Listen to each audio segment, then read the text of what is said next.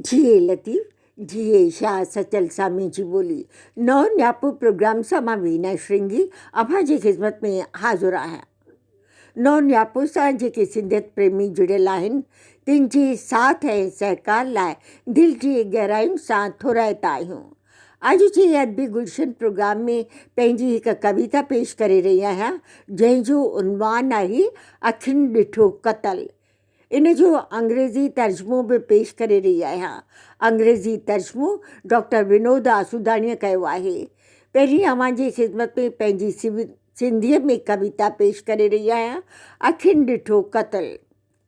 हिकु ॾियारी ॾिठुमि अजीब नज़ारो गुलिस्तान में, हिकु ॾियारी ॾिठुमि अजीब नज़ारो गुलिस्तान में, थधी हीर में लुॾिया थे वण टिण, थधी हीर में लुॾिया थे वण टिण, कोयल जी मिठी कूक सां मन थी पियो मगन, गुलनि जी हुबकार सां दिलि ऐं दिमाग़ थी विया तर, दिलि ऐं दिमाग़ थी विया तर, ओचितो ई ओचितो मुंहिंजा चंचल नेण, ओचितो ई ओचितो मुंहिंजा चंचल नेण, हिकु गुल खां ॿिए गुल ते नज़र विझंदा अखि ॿूट कंदा घुमंदा रहिया, हिकु गुल खां ॿिए गुल ते नज़र विझंदा अखि ॿूट कंदा घुमंदा रहिया, जंहिं वक़्तु गुल पटण जी ख़्वाहिश उभरी मन अंदरि, जंहिं वक़्तु गुल पटण जी ख़्वाहिश उभरी मन अंदरि, साम्हूं नज़र आयो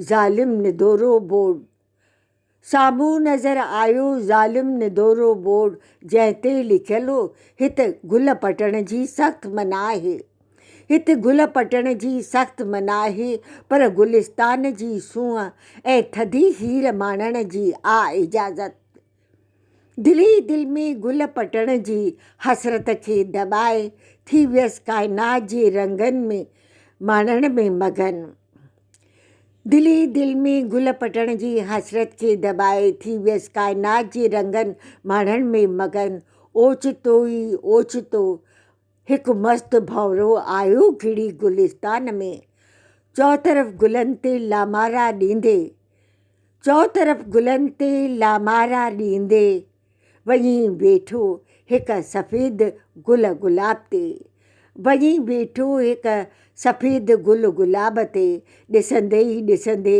गुल जो रस चूसे टिड़ंदड़ गुल खे मुरझाए मात कयायूं, मस्तु भंवरो लुटे गुलिस्तान जे गुल खे, मस्तु भंवरे लुटे गुलिस्तान जे गुल खे रमंदो रहियो, न कंहिं कई तंहिंखे मना ऐं न वरी मुई, न कंहिं कई तंहिंखे मना ऐं न वरी मुई, इन अखियुनि ॾिठे क़तल जी किथे ॾिनी गवाही, किथे ॾिनी गवाही, बस जाइ वारदात जी बणियल रहेसि ख़ामोश तमाशाई, बस जाइ वारदात जी बणियल रहेसि ख़ामोश तमाशाई।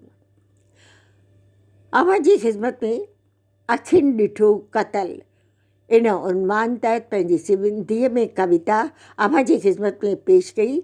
इन कविता जो अंग्रेज़ीअ में तर्जुमो कयो आहे डॉक्टर विनोद आसूदाणी ऐं इहा कविता साइलेंट पाथ अंग्रेज़ी किताब में पब्लिश थियल आहे। अव्हां जी ख़िदमत में पंहिंजी सिंधी कविता जो अंग्रेज़ी में तर्जुमो पेश करे रही आहियां। उनवान आहे eye witness murder.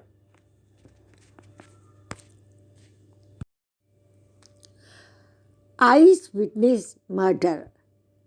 One day, I saw a strange scene in the garden. One day, I saw a strange scene in the garden. Trees and plants were moving in the breeze. The fragrance of flowers soothed the heart. The fragrance of flowers soothed the heart. The heart was charmed by the sweet song of cuckoo. My vivacious heart wandered from flower to flower. When an instinct arose in the heart to pluck the flower, the barbaric board in front of me said, "Plucking of flowers is strictly prohibited. One can look at the beauty of flowers, feel the fragrance." The barbaric board in front of me said, "Plucking of flowers is strictly prohibited. One can look at the beauty of flower, feel the fragrance. Suppressing the desire to pluck the flower, I was lost in enjoying the colorful creation. All of a sudden, a bumblebee entered in the garden. He went around every flower. Finally planted himself on the white rose, sucked its nectar and flew away. None stopped him. None prohibited him. My eyes were witness to this murder. I too didn't do anything, but remained a mute spectator. आवाज़ खिदमत में अखिल ॾिठो क़तल उनवान वारी कविता अंग्रेज़ी में उन जो तर्जुमो पेश करे रही हुअसि। अवां खां ईंदड़ प्रोग्राम ताईं इजाज़त वठी रही आहियां। साथ सलामत।